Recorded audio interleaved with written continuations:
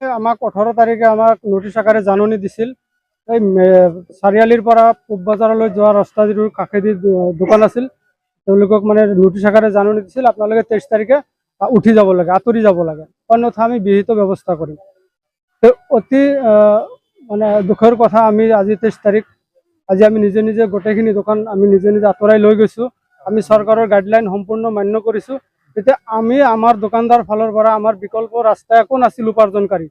আমাৰ এটাই মাত্ৰ মানে ইনকামৰ ৰাস্তা আছিল, সেই সৰু সুৰা কিবা এটা দোকান কৰি আমি পৰিয়ালটো পোহপাল দিছিলোঁ।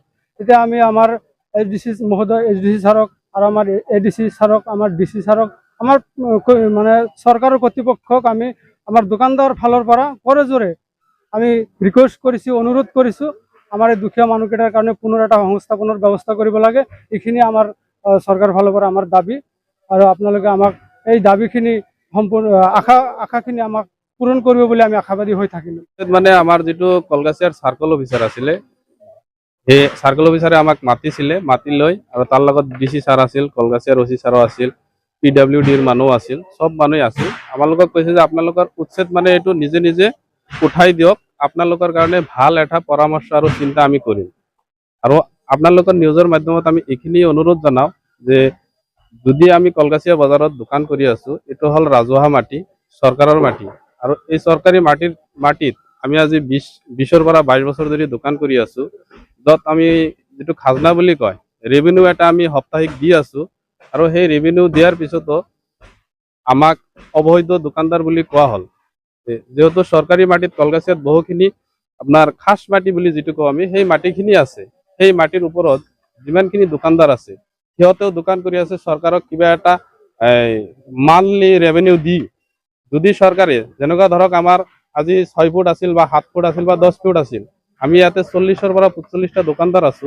এইখিনি দোকানদাৰখিনিৰ কাৰণে আমি এইটোৱে আহ্বান জনাম যে কমচে কম আমাৰ লগত 4 ফুট বাই 4 ফুট কৰিও যদি জাগা দিয়ে, তেনেহলে আমাৰ দুখীয়া যিখিনি ফেমিলি আছো, আমি আমাৰ পৰিয়ালটো পোহপাল দিয়াৰ কাৰণে আমাৰ কাৰণে সহায় হ'ব। এইটো যাতে আমাৰ কলগাছিয়া বজাৰত যিবিলাক মুখিয়াল ব্যক্তি আছে বা চাৰ্কল অফিচাৰ আছে, DC মহোদয় আছে, আমাৰ মুখ্যমন্ত্ৰী মহোদয় আছে, ইহঁতৰ ওচৰত আমি দোকানদাৰসকলে কৰাজোৰে অনুৰোধ জনাওঁ যে যাতে যিটো হাটলেচি কয়, এই হাটলেচিৰ পৰা আমাৰ সপ্তাহিক 20 টকা 30 টকা এনেকে প্ৰতি সপ্তাহে লৈ আছে। আৰু এইটো আমি আৰু পঞ্চায়তৰ পৰা দিয়া আছে আমাৰ ট্ৰেড লাইসেন্স। তো আজি যিটো উচ্ছেদ বুলি কৈ আছে, উচ্ছেদ আমি নিজে নিজে হৈ আছো। গভৰ্ণমেণ্টৰ পৰা আমাক এনেকে যেনেকে কৈছিল সেনেকে আমি ওলাই গৈ আছো, নিজে নিজে ভাঙি দিছো।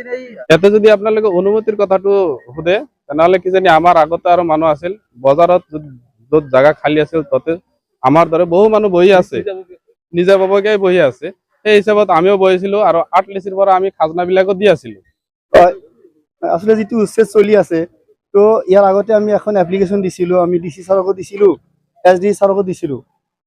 আমি ছাৰক মানে আবেদন কৰিছিলো, ছাৰ উচ্ছেদ কৰক, কাৰণ আমি এজন কলগাছিয়া অধিবাসী হিচাপে আমি Kalgachia we are need to development, আমি বিকাশ বিচাৰো, কলগাছিয়াৰ বিকাশটো আমিও বিচাৰো। আমি ইয়াৰ বিপক্ষে নহয়, কেতিয়াও নহয়, কাৰণ মই এজন কলগাছিয়াৰ বাসিন্দা। মই এজন MA পাছ কৰি দোকানখন চলাই আছিলো, দিনত 400-500 টকা ইনকাম কৰি দোকানখন চলাই আছিলো। কিন্তু তথাপি আমি SD ছাৰক এটা আবেদন জনাইছিলো যে ছাৰ আপুনি যদি আমাক উচ্ছেদ কৰি দিয়ে আমাৰ কোনো আপত্তি নাই, কিন্তু আমাক এটা অল্টাৰনেটিভ এৰেঞ্জমেণ্টৰ ব্যৱস্থা কৰি দিয়ক। এই লৈ আমি ছাৰে আমাক ধুনীয়াকৈ এটা পৰামৰ্শ দিছিল, আপোনালোকে এটা কাম কৰক, আপোনালোকে এটা দৰখাস্ত দিয়ক SDM ছাৰক। আমি SDM ছাৰক লিখিত এখন দৰখাস্ত দিছোঁ, SDM ছাৰে দৰখাস্তখন গ্ৰহণ কৰিছে। গ্ৰহণ কৰাৰ পিছত যে আমাক এখন NOCও দিছিলে হস্পিটেলৰ ফালৰ পৰা, আমাৰ কোনো আপত্তি নাই। সেইকাৰণে আমি DC মহোদয়ক আৰু SDC ছাৰক মই অনুৰোধ জনাম, আমাক এটা উচ্ছেদ কৰি দিয়ক। আমি উচ্ছেদ হৈ গৈছোঁ, কাৰণ আমি যদি চৰকাৰৰ আমাক যিটো আহ্বান জনাইছে, চৰকাৰৰ আহ্বানটো আমি গ্ৰহণ কৰিছোঁ। চৰকাৰে যিটো আমাক আহ্বান জনাইছে, আপোনালোকে আঁতৰি যাওক, আমাৰ কোনো আপত্তি নাই, আমি আঁতৰি গৈছোঁ। কিন্তু আমাৰ এটা অল্টাৰনেটিভ এৰেঞ্জমেণ্টৰ ব্যৱস্থা, এটা আমাক সংস্থাপনৰ ব্যৱস্থা কৰি দিয়ক। এই দুখীয়া দোকানীবিলাক 400-500 টকা ইনকাম কৰি, কোনো এটা দোকানী আপোনাৰ চাব পাৰে, কোনো এটা দোকানী মানে স্বাৱলম্বী নহয়। ইমান ডাঙৰ বিল্ডিং দি দোকান কৰিছে, কোনোমতে সিহঁতে পৰিয়াল পোহপাল দি আছিলে, সেইটো আমি উচ্ছেদ হ'বলগীয়া হ'ল। সেইকাৰণে মই মাননীয় মুখ্যমন্ত্ৰী ডাঙৰীয়া, জিলা উপায়ুক্ত ডাঙৰীয়া আৰু ADC ছাৰো আমাৰ ইয়াত আহিছিলে, ADC ছাৰো আমাক ভাল পৰামৰ্শ দিছে, SD ছাৰো ভাল পৰামৰ্শ দিছে। তো আপোনালোকে এটা কাম কৰে, আপোনালোকে উচ্ছেদ হৈ যাওক। ছাৰৰ কথা আমি মানিছোঁ, ঠিক আছে, আমি ছাৰৰ কথা মানিছোঁ। সেইকাৰণে আপোনালোকৰ সংবাদ মাধ্যমৰ জৰিয়তে মই এটা আহ্বান জনাম মাননীয় মুখ্যমন্ত্ৰী ডাঙৰীয়া, জিলা উপায়ুক্ত ডাঙৰীয়া আৰু ADC ছাৰ আৰু SDC ছাৰক মই আবেদন জনাম যে আপোনালোকে আমাৰ এটা সংস্থাপনৰ ব্যৱস্থা কৰি দিয়ে, এটা বিকল্প ব্যৱস্থা কৰি দিয়ে, যাতে এই সৰু সৰু দোকানীবিলাক যাতে পৰিয়াল পোহপাল দি সিহঁতৰ ল'ৰা ছোৱালী স্কুলত পঢ়ি আছে, কলেজত পঢ়ি আছে, সিহঁতক যাতে ঠিকমতে পঢ়াব পাৰে।